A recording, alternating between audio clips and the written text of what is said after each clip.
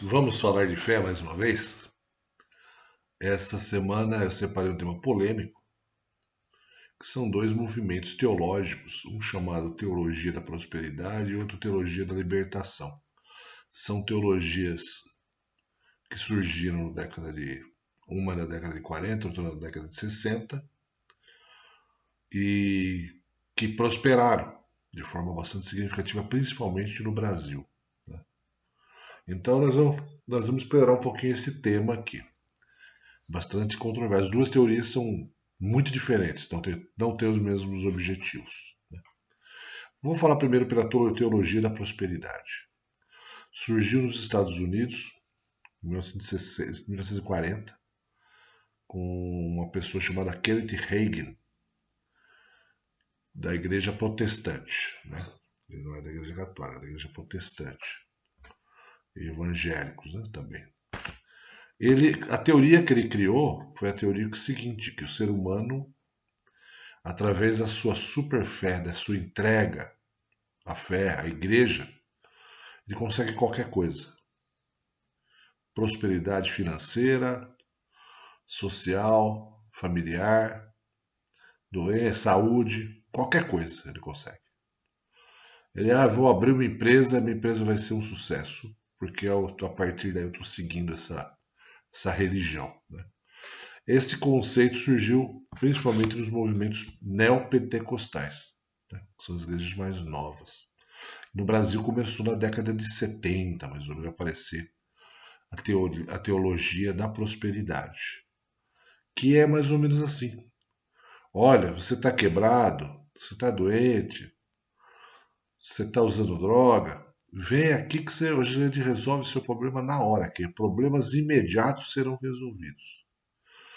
Então ele vende essa visão, esse sonho de que você indo lá, entregando-se à religião, você vai conseguir absolutamente tudo. E lá você vai aprender que todo fracasso é por falta de fé. Ah, fulano está fracassado na empresa, é porque não tem fé.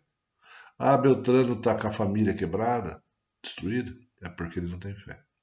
Ah, não sei quem está usando droga, é porque ele não tem fé. Se ele tivesse vindo aqui, ele conseguiria ganhar corpo, através da sua fé, conseguiria tudo, resolver todos os seus problemas. Essa é a teoria da teologia da prosperidade. Então você consegue conquistar tudo através da fé. É impressionante, né? Que nesse momento surge o quê? Surgem os mercadores da fé. Começam a surgir os mercadores da fé. É aquele cara que vem aqui que tem um olhinho que vai ungir você e você vai se salvar. O outro vende aqui um paninho molhado, né? Que vai curar todos os seus problemas, né? Como se acabou a teoria de Jesus Cristo. Né? Não tem Deus, não tem mais Jesus, não tem ensinamentos. Pouco se fala sobre a palavra nessas igrejas da teologia da prosperidade. Pouco se fala-se muito pouco da palavra que está escrita. Porque não é esse o foco. O foco é você consegue, né? Não é Deus que vai propiciar para você, ao contrário, é você que consegue. Então acaba não seguindo muito as palavras, fazem campanhas. Né? Ah, tal dia vai ter o túnel dos apóstolos. Se você passar embaixo aqui e der R$ 500, você vai multiplicar os R$ 500, sua empresa vai faturar 10 mil no outro dia. Então são essas campanhas da prosperidade, né? Que através você seguindo a sua fé ali naquela igreja, daquele jeito, né? Daquele formato ali, você vai conseguir tudo. Né? Então os mercadores da fé estão por aí. Né? Então está cheio de mercadores. Eles oferecem curas, milagres, e oferecem tirar os demônios. Cada igreja aí, algumas igrejas neopentecostais, cada uma tem um viés específico. Uma é só de cura, a outra tira demônio, a outra resolve todos os seus problemas, a outra você vai se tornar um cara de sucesso. Tudo isso é a mesma coisa, se chama teologia da prosperidade. Tá? Eu já sou, vou emitir minha opinião, né? A minha opinião, sem viés de religião nenhuma. Primeiro, é um desvio da disciplina de seguir a palavra de Deus que está escrito na Bíblia.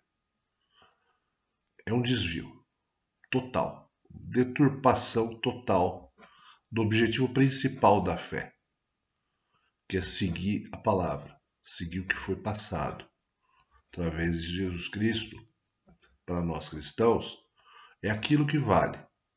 Não precisa de intermediário, não tem mágica, não precisa fazer show no palco lá, não precisa cantar, não precisa trazer um cara de muleta e sair correndo. Não. Não é isso. Fé não é isso. Fé é você seguir, se arrepender dos seus pecados, seguir os ensinamentos e tocar sua vida. O destino, o tempo vai dizer. O tempo vai dizer. Então você não precisa cair nessa armadilha da troca imediata, do sucesso imediato. Mesmo Lutero fala que nenhuma experiência, seja sonho ou visão, ou qualquer outra coisa, pode estar acima da autoridade da Escritura. Olha só, Lutero falou isso aí. Já previa que ia acontecer isso. Então é desvio da centralidade de Jesus Cristo. Nessas religiões, o foco não é o ensinamento de Jesus. Não é. São milagres, curas. Tem alguém ali que é o profeta. E aí, etc. Uma falta absoluta de profundidade dos pastores. Né? Ele não vai discutir profundamente os ensinamentos que está escrito. Né? Então, é uma falta de. Isso é uma oportunidade de manipulação, né? Total. Até a Igreja Católica já se afastou muito da palavra. Né? Ficou muito durante séculos. O católico apostólico romano não tinha nem acesso à Bíblia. O padre fazia a missa em latim. Hoje já existe um movimento já de tentar enriquecer um pouco os ensinamentos da palavra dentro da Igreja Católica. Mas até em tempos atrás, não, ficava delegado ao dirigente da igreja. Né? Então esse afastamento da palavra, essa teologia da prosperidade é absurda, né? É inaceitável dentro dos meus conceitos. A outra teologia é a teologia da libertação. Ela surgiu na década de 60, década de 1960. Na América Latina, um tal de Gutierrez teve um conselho lá em Medellín, combinaram, todos dentro da igreja, tudo do padre da Igreja Católica, tudo da Igreja Católica. E eles combinaram essa nova teologia, construíram essa nova teologia. O que acontecia nesse momento da década de 60? Pós a Segunda Guerra de 1945, a Guerra Fria entre Rússia e Estados Unidos, entre socialismo e capitalismo, né? Isso se espalhou muito para a América Latina. Várias tentativas de tentar impor o socialismo, o comunismo no Brasil e em outros países aqui. Houve reação, tivemos golpes militares em alguns países, como no Brasil em 64. Foi uma reação à tentada da intentona comunista, da tentativa de colocar o comunismo no Brasil. Mas tinha muita gente que seguia o marxismo, né? O comunismo. Então, isso gerou essa reação dentro da igreja. Muitos padres com formação marxista, né? E eles vão e fazem o seguinte discurso, né? É a preocupação com os pobres, é a escolha pelos pobres, a teoria da libertação. Só que não é uma escolha pacífica. Então a teoria da libertação é: nós fiéis vamos pegar em armas e vamos distribuir a igualdade social, econômica para todo mundo. que é um conceito marxista. Jesus nunca falou isso. Né? Quando deram uma moeda para Jesus e falaram, eles cobram muito imposto. Jesus respondeu, dê a César o que é de César.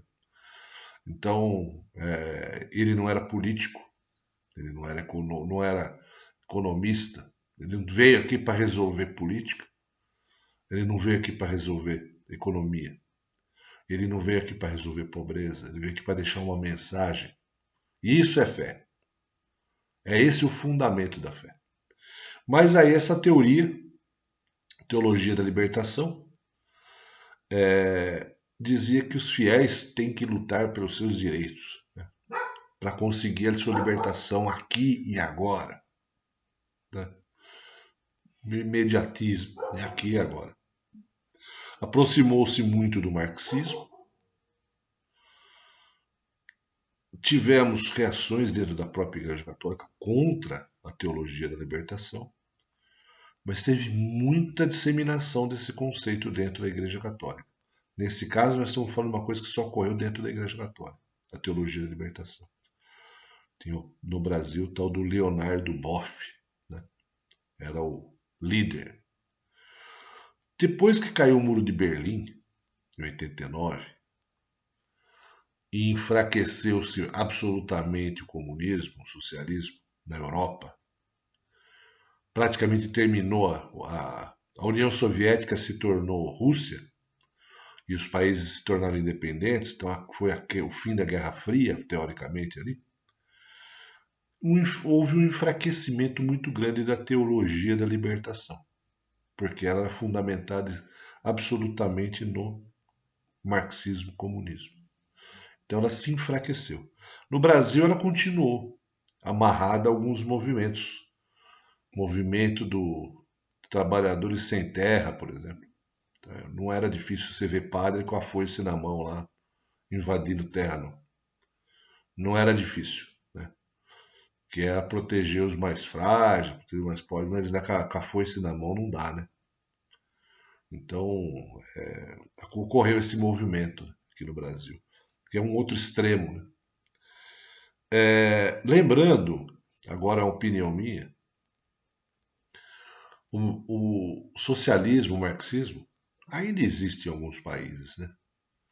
Então você pega a Nicarágua, por exemplo, com Daniel Ortega, já está um ditador lá, trocentos anos que está lá, está prendendo os padres, as freiras, né? Porque a religião, ela fala de fé, ela fala do que é certo, o que é errado, né?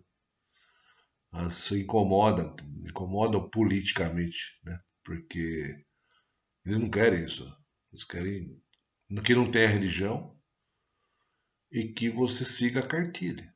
Na Rússia, a mesma coisa. A religião é monitorada na Rússia. Até muito tempo, há pouco tempo atrás, era proibida a religião. China, mesma coisa. Na China hoje ainda tem. Metade das igrejas foram derrubadas já pelo governo chinês por acharem que é uma ameaça. As que estão abertas, as sessões são ministradas por pessoas do governo. Fala o que quer. Se você, na China, se 3 chineses se reunirem numa casa para ler uma Bíblia, eles serão presos, sem uma pena pré-determinada. Ainda é assim na China hoje. Cuba, a religião monitorada. As portas têm que estar abertas e tem que ter gente no governo. A Alemanha Oriental, antes da queda do Muro de Berlim, mesma coisa. Religião proibida. Né? Proibida. Então, quando você pega uma teoria baseada no marxismo,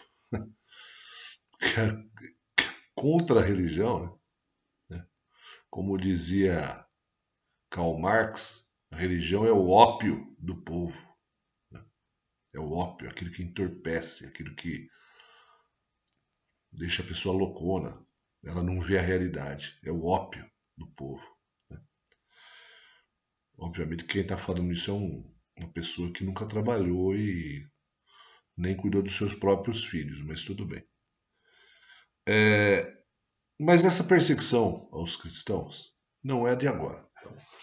Você lembre-se que a gente já falou aqui na live que durante os 3 primeiros séculos tivemos uma perseguição aos cristãos impiedosa pelos romanos, né? Pelos romanos. A Revolução Francesa, após a queda da Bastilha, também houve perseguição a religiosos, porque a igreja era muito próxima ao governo, né? E aquilo ali foi uma revolução mesmo. Os comunistas, tudo isso sempre teve, não é? Essa perseguição. Mas essa teologia da libertação acho que não ficou sabendo, né? Até hoje acha que não é esse o conceito. Minha opinião é um total desvio de propósito em relação à fé. Criar um movimento político armado é um total despropósito, desvio de propósito, uma coisa inaceitável na minha maneira de ver. Utilizar a fé como um movimento político. Não dá. Promover quebra de leis, ou seja, criar desordem, né? Quebra de leis, e princípios religiosos, muda os princípios, tem discurso não é baseado na palavra que está na Bíblia. Interpreta a palavra de uma forma revolucionária. Não é para isso. Jesus Cristo não veio fazer isso aqui. Os judeus queriam que tivesse que Jesus, que o Messias, eles nem reconheceram Jesus como Messias, porque o Messias que eles queriam era um com a espada na mão, que derrubasse os romanos e tomasse o poder. E Jesus não veio fazer isso. E a gente está voltando agora, criando uma teologia, esperando isso, que os fiéis vão pegar as armas e vão fazer justiça social. Aonde está escrito no Novo Testamento e no Velho Testamento? Aonde que está escrito? Os ensinamentos de Cristo é amor, humildade, caridade. É o ensinar o que é certo. É arrepender-se dos seus defeitos, dos seus pecados. Essa teologia é absolutamente destrutiva. Lembrando aqui que em Marcos 13, Mateus 24 e Lucas 21, está escrito assim, que quanto mais se aproximar o dia do retorno dele, de Jesus, no fim dos tempos, no Apocalipse, mais surgirão falsos messias. Ora, se tanta perseguição